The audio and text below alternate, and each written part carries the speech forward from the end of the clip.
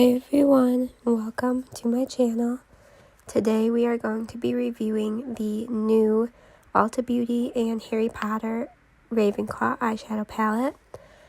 I ordered the other 3 palettes as well, but this is the first one to arrive to me. So starting with the packaging, I think this is super pretty. The line work is so intricate and beautiful.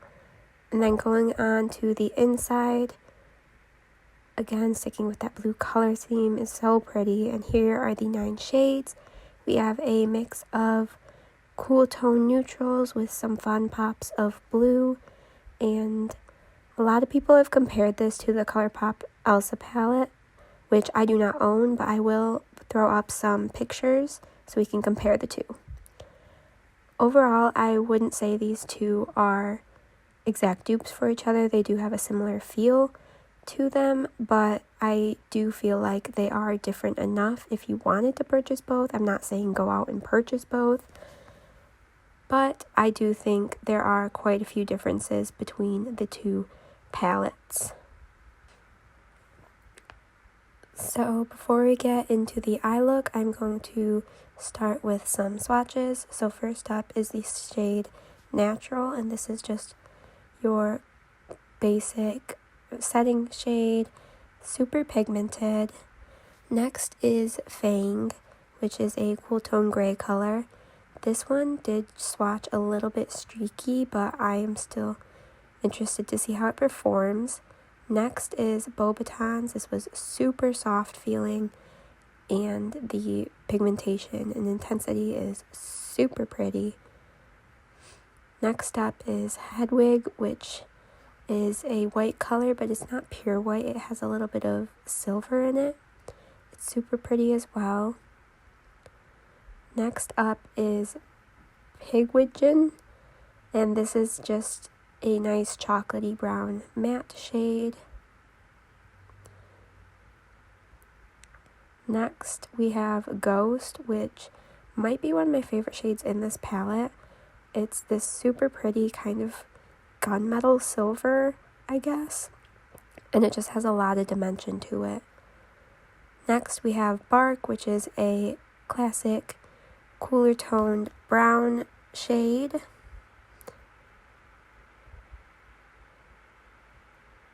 And then we have Pixie, which is super stunning, another shimmery blue shade that has a lot of high impact in it. And finally, we have Twilight, which is a nice navy blue shimmer shade. So here are an up close of all the swatches. I think these shades swatched beautifully. They felt really nice and buttery, and I am super excited to start playing around with this palette. So with that, let's get into the eye look. First, I'm going to be taking Bark on a fluffy profusion brush, and I'm going to be working this into my crease. These shades did end up a lot more pigmented than I thought they would be, but they do blend out very nicely. So I'm just building the shade up in my crease like usual and blending it out towards my brow bone.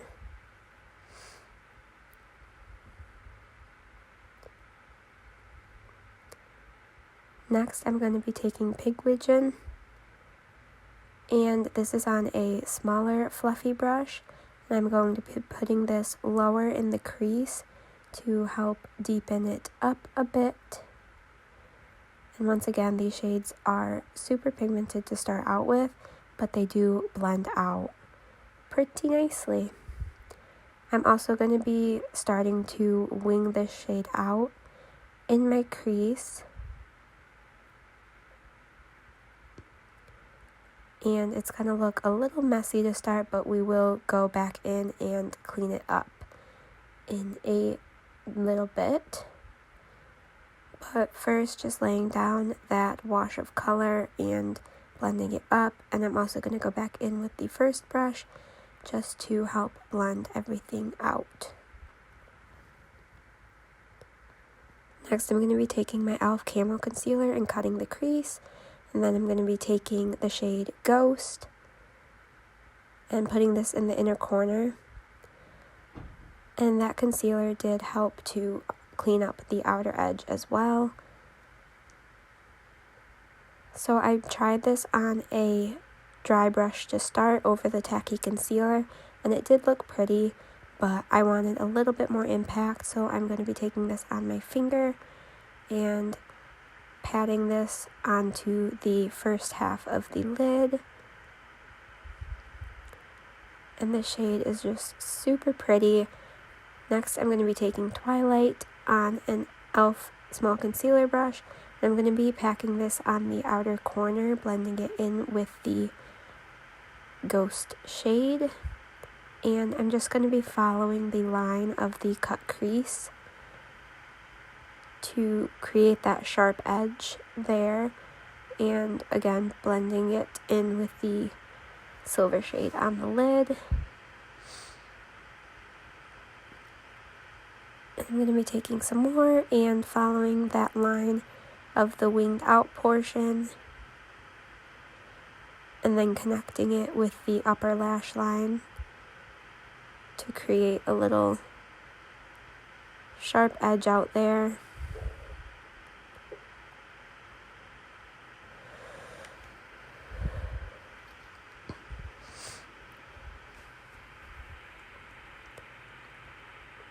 And I did want a little bit more impact for this shade as well, so I'm going to be taking my finger with it and tapping over.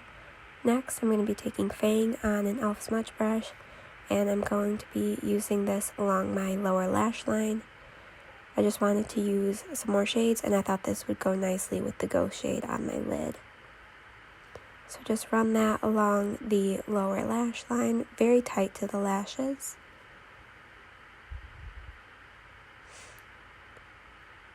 And then I will be going back in with the shade Bark on that same fluffy brush that we used in the crease, and just helping to blend out the lower lash line and make the look more cohesive from the crease to the lower lash line.